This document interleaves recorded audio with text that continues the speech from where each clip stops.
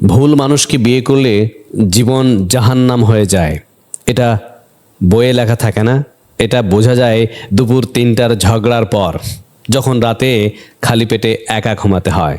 বিয়ে নামক এই রহস্যময় চুক্তি নিয়ে আমাদের যত ভাবনা তার 90%ই কল্পনার উপর ভিত্তি করে।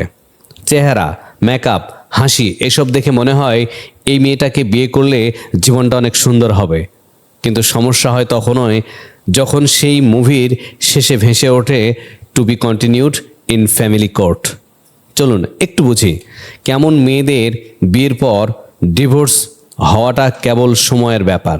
যে নিজেকে আপনার প্রতিপক্ষ ভাবে, তার সঙ্গে আলোচনা মানে এটা বিতর্ক প্রতিযোগিতা। সে বলবে তুমি ভুল বলছো, আপনি হয়তো বলবেন ঠিক আছে ভুল বলছি, তারপরও সে বলবে তুমি কিছুই বুঝতে পারো না, তোমাকে বিয়ে করে আমার জীবনটা নষ্ট হয়ে গেল। আসলে বিয়ে যেখানে প্রতিযোগিতা হয়ে যায়, ভালোবাসা সেখানে হেরে যায়।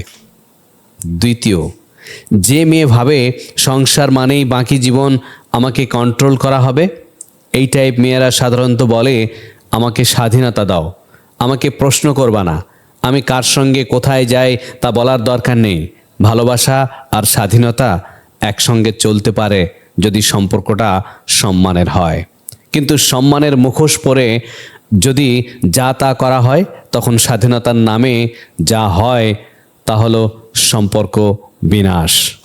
3 নাম্বার, যে ফেসবুককে ডায়েরি ভাবে, আজ ঝগড়া করলেন, কাল সেই স্ট্যাটাস দিল সাম পিপল ডোন্ট ডিজার্ভ লাভ, তখন সংসার আর ব্যক্তিগত থাকে না, সবাই জেনে যায় যে আপনি সারাদিন ভাত পাননি আর রাতে হোয়াটসঅ্যাপে ব্লক ছিলেন।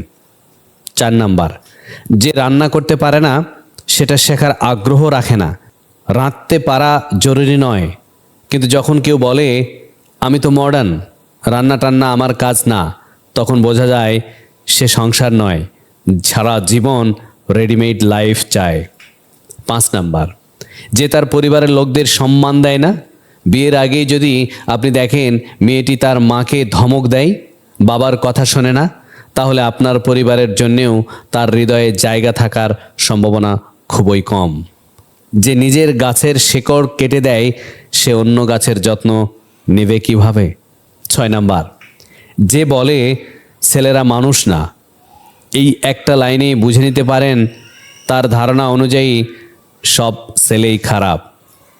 7 নাম্বার, যে মেয়ের একটা ছেলে বেস্ট ফ্রেন্ড আছে, বিয়ের পর সেই বন্ধু হঠাৎ খুবই ঘনিষ্ঠ হয়, তার ফোন আসে রাত বিরেতে, আপনি বললে সে বলে তোমার সমস্যা কেন, তুমি ইনসিওর, তোমার মাইন্ড খুব ন্যারো।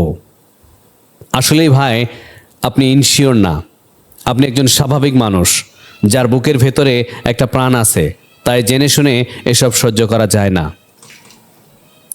8 নাম্বার, যে মেয়ে সবসময় চায় তার মতো সব চলবে, সংসার যখন শুধু এক পক্ষ হয়ে শুনবে, তখন সেখানে সম্পর্ক একদিন কান্না হয়ে ভেসে বেড়াবে। 9 নাম্বার, যে আত্মপ্রশংসায় ভীষণ ব্যস্ত, সবাই তাকে সুন্দরী বলে, স্মার্ট বলে, এবং সে নিজেকেই একমাত্র লাভেবল ভাবে, আপনি তাকে পেয়ে যেন একটা অ্যাওয়ার্ড জিতেছেন এমন ভঙ্গিতে কথা বলে, এমন মেয়ের কাছে আপনি কখনোই ভালোবাসার মানুষ নন, আপনি কেবল দিয়ে যাওয়ার গোলাম। 10 নাম্বার, যে কখনো প্রাণ খুলে হাসে না, সে হয়তো দিনে 3 বার সেলফি তোলে কিন্তু একবারও প্রাণ ভরে হাসে না। এমন মেয়েদের জীবনসঙ্গী মানে একটা সুন্দর সাজানো ঘর আছে কিন্তু দরজা জানালা বন্ধ, ভালোবাসা নেই, হাওয়া নেই, শুধু নিঃশ্বাস টেনে বেঁচে থাকে। বিয়ে মানেই একসাথে থাকা, কিন্তু প্রতিদিন যদি একসাথে থেকেও নিজেকে একা লাগে, তাহলে ডিভোর্স হয়ে দাঁড়ায় নিজেকে বাঁচিয়ে তোলার একমাত্র রাস্তা। তাই চেহারা নয়, ডিগ্রি নয়, দরকার এমন একজন মেয়ে যার সঙ্গে ঝগড়া করলেও ঘুমানোর আগে সে বলবে যত যাই হোক তোমাকে ভালোবাসি, এখন একটু হাসো, চলো একসাথে ঘুমাই। আর ভুল মেয়েকে বিয়ে করলে আপনার জীবন হবে একটা ডাস্টবিন, যেখানে প্রতিদিন ঝগড়া, প্রতিদিন মলিন মুখ, প্রতিদিন ঘুমের ভান করে কান্না, তাই সুন্দর মেয়ে নয়, আদর্শ উত্তম জীবনসঙ্গী বাছাই করুন।